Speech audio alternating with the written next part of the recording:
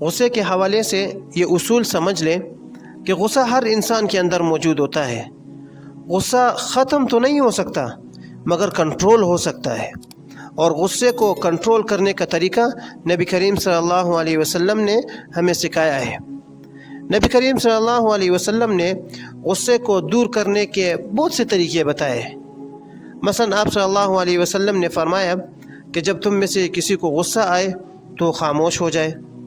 دوسرا طریقہ یہ ہے کہ جب کسی کو غصہ آ جائے تو وہ اس جگہ سے ہٹ جائے، کہیں اور چلا جائے، کیونکہ ماہرین کہتے ہیں کہ غصہ 10 منٹ تک ہوتا ہے، تو انسان 10 منٹ کے لیے کہیں اور چلا جائے۔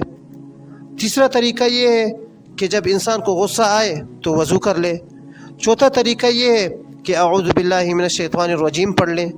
پانچواں طریقہ یہ ہے کہ بالکل جس موضوع پر اسے غصہ آیا ہے وہ موضوع ہی بدل دے۔